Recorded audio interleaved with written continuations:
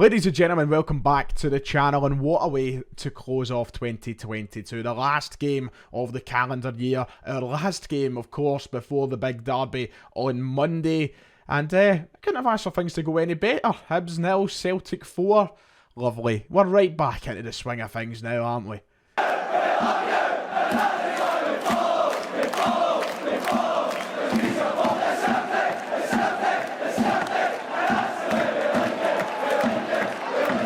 If you haven't already, please make sure to hit like and subscribe. It would be much appreciated. It's the last few videos of the year, so let's try and get the sub count up as high as possible. But make sure to hit like as well. That's also important. Anyway, Hibs 0, Celtic 4. Massive result for Celtic, obviously, to maintain that 9-point gap heading into the all-important derby game on Monday, which now becomes a game where Celtic have a real good chance of... And I don't like to speak too soon, but we could effectively win the league. You know, we have the chance to go 12 clear. So maintaining that 9-point gap in these last few games, it's been difficult. You know, it's been hard to try and make sure we maintain the levels that we left off at before the World Cup break. We had to come back. We had to start off strong. We had to prepare ourselves for this game, and we've done that. We've left ourselves with that 9-point lead over Rangers. We could make it 12, and when you're 12 points clear, it's, you know, it's a really healthy place to be in, and you are talking about effectively sealing a league title. But, you know, let's not get ahead of ourselves quite yet. Let's talk about the game at hand this evening, because it was just marvellous from Celtic, wasn't it? From start to finish, it was a game that was really well managed by Celtic, and of course the performance and the goals that came alongside it were just absolutely incredible. We started off on the back foot, I thought. You know, I thought that Hibs came out straight away, and they were showing a kind of hunger in the game. And to be honest, over the course of the first 45 minutes, Hibs and Lee Johnston will probably feel quite hard done by with the chances they had. A couple of really good ones early on. They hit the post in the first half as well after they went down 2-0. They had big chances. Celtic, for the first 5 or so minutes, I wouldn't say we're under the cosh necessarily, but they were certainly on the back foot, and it showed that Hibs weren't going to hide behind the ball, and they weren't going to, you know, sit and just defend all game. They wanted something from this. They really needed something from this. They've been battered off Celtic already this season, but Celtic done an incredibly good job, I thought, in those opening exchanges of the game to manage themselves well, to hold a good defensive line, and to, you know, just stay calm under what was a little bit of pressure in the early stages. I think that in the past, we've probably seen Celtic sides who have conceded early goals in situations like that, and then probably fell to the pressure moving on from that. But with this Ange Postecoglou side, it's not so easy, is it? You know, Hibs had to take one of those chances early on to really rock us, but instead we managed ourselves well. We kept the head.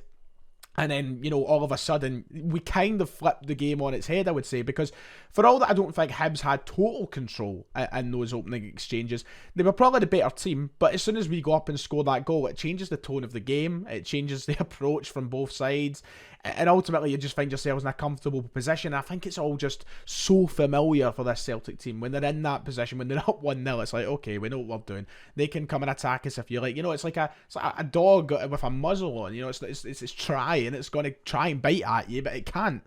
And that's like what happened to Hibs. It's like we almost suffocated them when we got that first goal, because we got the first, and then not long after we got the second. So we managed ourselves really well in those opening exchanges of the game. So I usually start with the team selection. I just bypass that altogether. But let's talk about the goals in the first half. I think a massive shout out has to go out for the performance of a couple of players tonight, but let's start with the first goal, and let's start with Aaron Mooy, because he was fantastic. You see that photo of him, I would put it on the screen if I had time to edit properly, but the photo of him smoking a cigarette after a game when he played for Huddersfield, that was him tonight on the park, not after the game, not pre-game, on the park. He could have smoked a snout. He was that good. Such an intelligent player. I think that's one of the main things. If we want to take us back to the 3 things we learned format, one of the things that I learned tonight is Aaron Mooy needs to start on Monday. Not even needs to, he just should start on Monday. He is an incredible footballer. He's someone who I want to see his contract extended at Celtic. Gets his first goal tonight. It's good for him to be off the mark finally. You know, a lot of people are guilty of judging players off of their statistics like goals and assists. And you'd think that a guy like him would have more goals at this moment in time, because he's just been really, really good. The way that he strolls at the park, genuinely, just because he's bald, I made this comparison during the World Cup, but you would he's Zidane-esque. Yes, I'm comparing him to Zinedine Zidane. Get that in the front pages. Nah, he is just really good though. He's so intelligent the way he reads the game, and he's got such calmness within him that he's kind of the opposite of what I think a typical Ange Postecoglou player is. And I think that works so well for us. I think it works so well for him because I think he brings that calmness moving into the final third. And that was one thing that people were getting, the people who were quick to judge Aaron Mooy on the signing and then his first few appearances. The first criticism and the major criticism was he's too slow. He doesn't move quick enough. Stuff like that. Yeah, it took him a wee while to get up to speed. He had to get fitness into himself. But what he does, at the pace he does it, I think is incredibly beneficial for Celtic. And we've seen that so many occasions tonight. The way he waits for a pass, he finds the right option.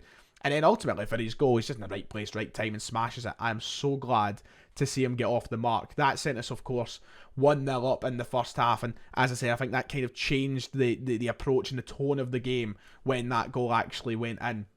And allowed Celtic to go and find a second quite easily. So step up Daizen Maeda, who...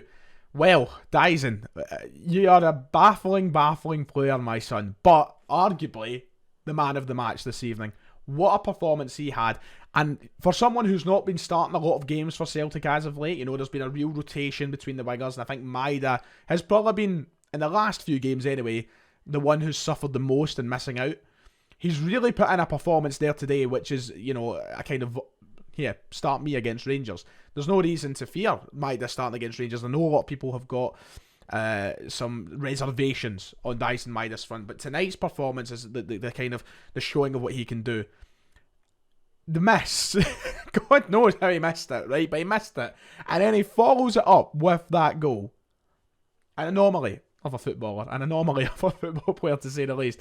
It was tidy though. What a finish from Daizen Maeda, and all through that first half in particular, I just thought he was really, really good. He did give himself a kind of man of the match worthy performance tonight. He was so effective. When we realised that things maybe weren't working so much going through the middle in those difficult early stages of the game, Maeda really helped us open up the game down that left-hand side. He was really effective, and I think that Hibs struggled to deal with him at times. He was just having one of those games. We've seen so many good performances from Maeda, and I guess situations like his miss tonight are the things that stand out most for some folk, but what he can do is goals like that and games like that. He has got that well within his locker, and that kind of sealed off the first half for us. 2-0 up going at half time, and you're not really looking back from that point. It's hard for Hibs to get back into it, and you've seen that throughout the second half. I'm not saying Hibs didn't try in the second half. They certainly still had a good few chances. They tried to move forward, but Celtic were in control. We get another 2 goals. Of course, Mooy got 2 with his penalty that he converted. Can't believe it. VAR actually awarded us a penalty. VAR done something well. There was a couple of decisions VAR had tonight, wasn't there? Of course, they denied Celtic a penalty not too long after. I think it was actually about a minute or 2 after when Maeda was brought down.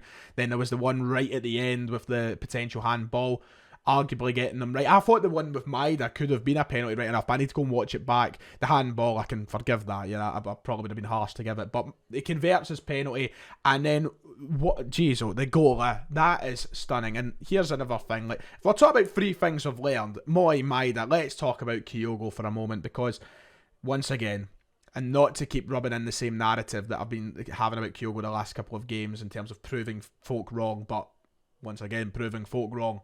What a goal from the wee man. What a pass from Hatate, by the way. Once again, doing a job from right back tonight.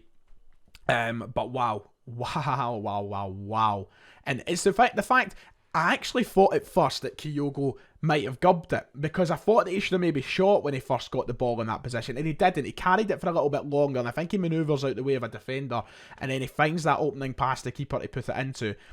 And it's just that, once again, next level intelligence that we see in a lot of this Celtic team. And that same next level intelligence that I've spoke about with Kyogo so many times. The way that he can actually put it and do things with the ball that I think a lot of people put beyond him for some reason. They don't think he can do it. And that's a lot of the criticism he's had recently has been about, erraticness and misses. And, when you come down to the nitty gritty, he's such an asset on this team. Players like him, players like Mooy, what they can Hatate, what they have, and their IQ on the park and their vision. it's honestly some of the best I've seen in my lifetime at Celtic. So it was good to see Kyogo once again get on the score sheet, because I just like seeing him shut people up, really. So that's good. But 4 great goals. Well, one was a penalty, but 4 great goals. A fantastic result for Celtic. Now, the big talking points now heading into the derby, as we've seen Taylor go down. Hopefully, it's nothing serious. Hopefully, it's just a knock, and Taylor is there for the game on Monday. Of course, we have got Bernabé, who I didn't think was bad tonight when he came on. I thought he was okay, and I think he would be able to hold himself in a derby game as well. It's just obviously Taylor's had such a great season. And then Kyogo was hobbling a bit at the end. I don't know if you noticed. He then proceeded to start dancing anyway, but he was hobbling a little bit at the end, and I'm hoping once again that doesn't carry over into Monday, because Kyogo's had a really bad luck with these derby games. You know, a lot of people saying that, he's never delivered in Europe and he's never delivered on the European stage. Europe, I've already said that, in the derby stage. And I'm like, well, the first derby he played, he was put on the left-hand side because Edouard was still there. Then he was injured, and then he came back, and he's not really had many derby chances, really. Because was it the derby went off in like the first minute, or was that the Madrid? I can't remember. Anyway, he's not had a great deal of luck with derby games, to say the least. Hopefully nothing big on those 2 players. Hopefully they'll be fine. But it's great to win that sort of game. I'm not going to lie. I know I previewed it yesterday on the channel. And I seemed quite confident about the game, but all day today I was actually really nervous for this game. Not through any faults of Celtic or anything, scared of Hibs, just in case we did slip up before that derby game and we allowed Rangers the chance to be a little more confident, or open or close that gap for them a little bit. I was really worried we'd do that, but 4-0, we won 4-1 at the weekend. It's 8 goals in our last 2 games. We're heading into this derby as strong a position as we could be, and I am looking fucking forward to it, to say the least. But we'll see how it goes come Monday. We'll talk about it all over the weekend. We've got a podcast recording tomorrow, all of that jazz. Anyway, that's us done for tonight. It was good to see Vata get on the park as well. Shout out to Rocco Vata coming on. But yeah, right, I think I'm going to end it there, because it is late and I want to get this up as early as possible. So thank you all so much for listening or watching. Have a good evening. Have a good day tomorrow. And I'll see you more towards the bells, I hope. Yes, like and subscribe. See y'all next time.